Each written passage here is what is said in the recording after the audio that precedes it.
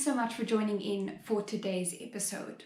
So as you may recall from my previous video, or if you follow me on Instagram, you would also have recalled from my stories this week that today's episode is going to be a Q&A with myself and my husband Justin.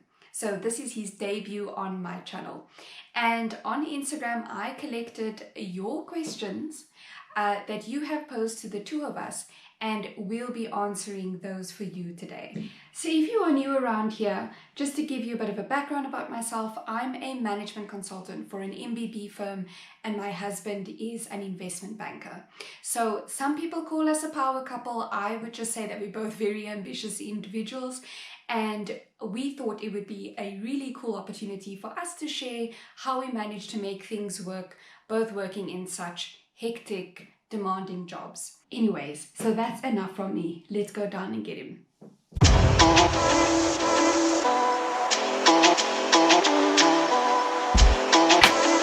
Hi babe. Hello. Are you ready to record our video? If we have to. Okay, cool. So it's on record now. Are you ready? Yeah. Okay, cool. I'm just going to read through the questions that we received, and then we'll answer it between the two of us. The first question that we received was, when did you officially meet? Do you want to answer that one? Yeah, I just have to think. You're not supposed to think about this, but you're supposed to know this like that. Like I know. So I think we officially met outside of a nightclub. Yes. Do you know which one? I think it was Tin Roof. Yeah. So that was in Claremont in Cape Town where we officially met. I wasn't necessarily sober, and I saw Caro walking across the road, and I thought I would take a chance of calling her, which I did. She was definitely not impressed. No, because you were like, hey girly, like what's your name? Hey you. Like who's gonna be impressed by hey girly? Yeah, in hindsight, I don't think you should have been, but you were somehow attracted to what you saw. So no, I wasn't. Anyway, long story short, eventually we did meet, and I think that is where we officially met. Yeah, that's where we officially met. But you leaving out the part where... So he crossed the road, and I'm like, who's this guy shouting at me from across the road? And like, I'm standing outside Tin Roof, which is like a hot... Yeah, like Tin Roof was one of the hotspots for COVID. Like, it's such a dingy club if you don't know Tin Roof. And you crossed the road, and then you were like, hey, can you tell me what your name is? And then I said my name really quickly because... It's like, no one gets my name first time around, so I was just like, Caro-Joy. And then you were like, sorry, can you please repeat that? And then I said, no, you only get one chance and you just missed it. And then I walked off. And that was how we met. But then we like bumped into each other the next week in Claremont again. And then the next week in Juju, don't stop recording. And then the next week in Plate, for Plate Rage. And then that's where we like officially kicked off. Do you remember that? Barely, but yes. Then the next question was, how do y'all, is that right? Y'all. How do y'all balance both being in demanding careers and carve out time for each other? I think the honest answer is you don't, but you have to try. I mean, both our jobs are demanding. Yeah. But I think it's like you're constantly juggling two glass balls where it's, your career and your relationship. Mm-hmm. Right? So it's like, if anybody's ambitious, they're going to push their career as hard as they can. And I think we both do that. But I guess it's just like being conscious of, the other glass ball being the relationship. I don't think you ever get both perfect. So it's constantly balancing. But that's the way I feel. Yeah, no, you're right. I think it's like you never get to like a point of equilibrium where it's like, okay, now I've managed to figure it out and I'm managing to like give all in at work and give all in at home. Like I think you inevitably aren't going to be giving equally to both areas at the same time, like consistently. So it's definitely like going back and forth between the two. But as you said, like being conscious about it is is like the first point to start. I think awareness is key. So I think like there's two things for me that have like really made a difference for us. I think the first one is the realization that it's not about the amount of time that we spend together, because we always like super busy. So it's not about the amount of time that we spend together, but we make sure that when we do like carve out small amounts of time to spend together, that is like quality time, and we like making sure that we are fully present in the moment. Like if we're having dinner, don't have devices on, don't like be on your like responding to emails and stuff, like actually just be fully present and make sure that you are giving the other person like your full attention and like spending that quality time together. The second thing is that I think it does take learning to like communicate openly when like you feel like things are just not working and you feel that you like not getting enough attention, which is usually me actually being like like, can you give me more love? Only you? Only, it's not only me. Yeah. But it's also like knowing that it's always gonna ebb and flow. So there's gonna be times where work is work, and there's gonna be times where you need to taper back. So for example, we had 5 years, the last 5 years, where we've put our head down and priority has been work. But now, things are, I guess we've reached a stage where we're comfortable with where we are in our careers and we need to reprioritize. So yeah, we're kind of on that journey now of reprioritizing. Yeah. And yeah. Then the next question that we got, which is kind of connected to that, which is, do you ever feel like you need to choose between having a great career and having a great marriage? And I think that's a very good one. I don't know if you ever think of that. Do you ever feel like you need to choose between the two? I do. I feel like you're constantly choosing between the two. As an ambitious person, you want to give 100% to everything, but practically, I just don't think it's possible. So you need to decide. I think you can give 100% of your energy to something like your career at certain points in time. So, for example, in the week, you can give 100% to your career, and then on weekends, you can give 100% to your relationship and your friends and your family. Or you can slice and dice that however you want. But I think the point is just like the presence and being focused on what you're doing at that point in time. Yeah. In which case you kind of achieve the best of both worlds.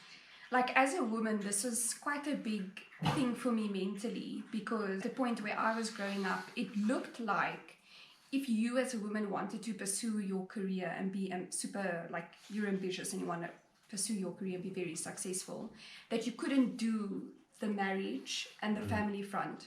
Or that you could try it, but it's probably going to end up in like a case of divorce. Or you need to then choose between choose family. But then it means that I need to pull back in my career. And I think that's actually been like one of the biggest things that recently, like I realized like, oh, I actually need to get over this hurdle now, because we're probably getting to the point where we want to start a family soon. Yeah. Where we want to start a family soon, but when I say soon, I mean like maybe like in the next year or two. And mentally, I like need to be ready for that. So that's been quite a big hurdle for me to get over and realize that it's not one or the other. Like you can make both work. There's another question which is also kind of similar, like how do you guys create time for each other with everything you're both doing individually?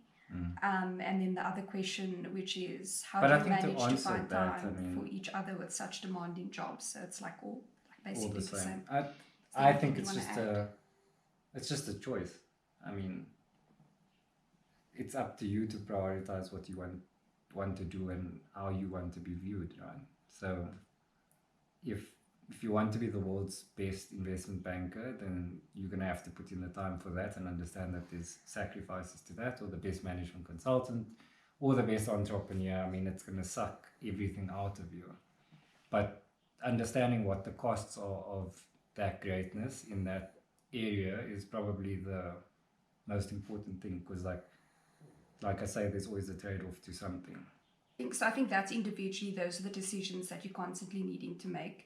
And so then I think the message there is that you just need to, if you are in a relationship or you would like to push on career and have the marriage and the family thing, then I think you just need to be very honest with yourself, and then be honest with your partner about what are your priorities, like what's priority number one. And this changes from time to time. Like there are times where like you've been very stressed, like say towards the end of last year, like you were so stressed with work. But then what's important is for you, like you then communicate to me like, hey babe, this is like a very stressful time that's coming up at work now, like we've got these deadlines, so like I'm just saying that I'm not gonna necessarily be there like emotionally, or I won't necessarily have like the emotional capacity to like be there fully, to listen to all your stories at night, basically. So yeah. So then can you like speak to your friends and tell them how your day was, or like can you complain about, But literally, yeah. So like we literally But have these that does conversations. It does work, because then I know like, okay, Justin's very stressed at this point. What can I do to support him, number one? So like then I'll make you smoothies in the morning, and I won't make you feel bad about the fact that I'm making you a smoothie in the morning. But vice versa as well. I mean, if Yeah. you've got something that's important to you, then I kind of pick up the slack also. Yeah, you do. So Like you will go do the grocery shopping, for example, like get that sorted, sort out the puppies. If I'm like in my promotion window and I'm super stressed, so we need to have the open conversation, which has helped us a lot. Okay, I think that's that one. Then the last question: how do we manage our household expenses? we don't. Yeah, this is a This good is one. a constant Yeah, anxiety point and in battle. this house. Yeah. We're still trying to figure it out. We're still trying to figure it out. Yeah. But I think, I mean, managing household expenses are difficult because I think, again, it comes down to priorities, right? I mean, if I think about some of my friends, I think guys would be focusing on cars, potentially PlayStations, nice, or clothing, I suppose, is shared. But it's priorities that are different. So Caro loves plants for the house. I would put I that just quite love low. things for the home in general. Like it was such a struggle for me to get this floor lamp here, and like I literally have been dreaming about it for the last 2 years, and I finally got it. Yeah, so I think, it comes down to priorities again. But I think there's like necessities in a household, and I think that goes back to like relationships and like understanding each other and what your priorities are as not only as individuals but like in a relationship. How do you manage that? So travel is an important thing for us. And then there's other things which we're just not aligned on. Like I like cars. Caro's not that fussed about cars. Yeah. So I think that's also constantly a juggling act within this house. It definitely prioritizing. But I think so. Like I think back at the beginning of our relationship, not beginning of our relationship, when we first moved in together, then we were both like earning peanuts. And we would split our... Still earning peanuts. Yeah, a little bit more peanuts than we had in the beginning. Yeah. But then we did like a proper 50-50 split, like we literally split everything equally. But then what's happened in the last couple of years is that there's been a gap. The gap has like started to form in our pay, which is obviously like another story in itself. So like Justin earns a lot more than what I do. I'm like starting to catch up a little bit, but like in the long term, I think the gap is just going to get even bigger, where Justin's going to earn a lot more than what I earn. And I think what we've started doing more recently since that has happened is that we split things kind of more proportionally. So like, so it's not a case of like we can't do 50-50, because then I would have like no money left for like not luxury, for like entertainment and to like buy myself clothing or to go out and stuff, whereas you would have like a lot because it wouldn't impact you as much. And maybe that's where there could be some strain like for other people that I can think of. But because we split more proportionally, you are paying more in absolute terms for things than what I do, but proportionally it's not to the point where you don't have enough money to like spoil yourself and like splurge on things. So that's what I would say, is that you do it on a percentage basis so that you carrying the load equally in that sense, even though in absolute terms you're not like contributing exactly the same amount. That's what I would say. There is actually one last question, which is, and we kind of did touch on it, which is how do you manage to strike a balance between your personal goals and relationship goals? You done? Yeah, it's a good question. Yeah, so I think that again it comes down to communication. Communication's everything in a relationship. I really do think like communication, so that we can help each other to understand what's really important to the other person. Now I've got this YouTube thing that I'm doing as like my hobby, which does take up quite a bit of time. So you are very understanding that this is actually very important to me. I was just about to say. Yeah. So this is personal goal that now becomes a bit grey if this is personal or relationship, because after a while it's like everything that's important to Caro becomes important to me. So then it's like, That's sweet. then it's like, if I don't do this and help Caro with personal goals, then you know, from a relationship goal is to have a happy relationship at the end of the day. So Yeah. if I'm not helping her with the personal goals, then we're not meeting our relationship goals, which is a happy relationship. That's So I actually think- such a good point. I think Oh, you're quite smart. having your own personal goals is important, but then communicating that to your partner so that she or he Yeah. can help you in that keeps your relationship goals kind of ticked to a large degree. That's actually such a good point. Like, I think if I reflect back on the times where we have maybe had, like, let's say, bumps in our relationship, then it's been because one individual in the relationship actually hasn't been happy, not necessarily with the relationship per se, but like you're not actually happy about or comfortable about where you are in life. Sorry, these dogs are barking. Shush, Bella.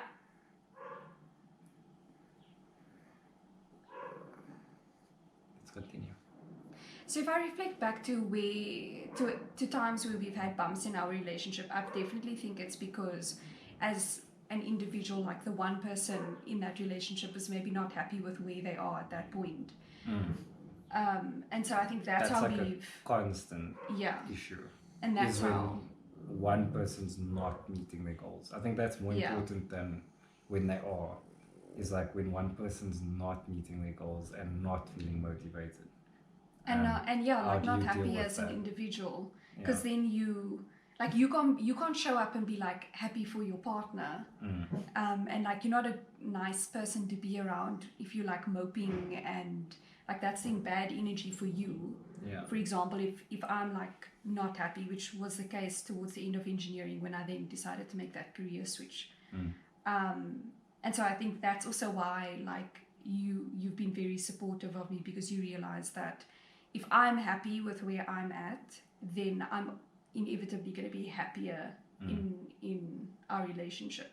So I think the point is that you have to help your partner with their personal goals. So personal goals is part of the broader relationship, yeah. because once you living together, there's no way to escape your partner's personal goals, in a way, Or lack thereof. or lack thereof. So sometimes you need to help them create their own personal goals, which I've helped you from time to time. You have helped me, and I help you as well. Yeah, so I think it goes both ways. Yeah. But we do have many relationship goals, which are Yeah.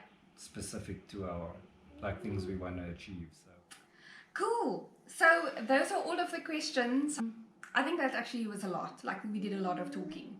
So I hope that in all that talking there were some like nuggets of gold that you could take with you. But if there are things that we mentioned that you like, where we are struggling, like on the finance side, for example, on how to manage that, but you've got a method that has worked for you, then please do leave that in the comments, because we would definitely love to take advice from you guys if you have anything that works for you. But otherwise, if you have not already subscribed to my channel, do you want to tell them? Tell them to subscribe. Please subscribe to my wife's channel. Make my life easier.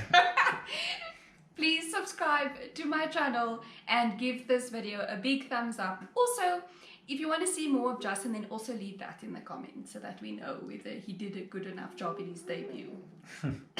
Remember, guys, I said make my lives easier, not more difficult. Okay, bye. Bye.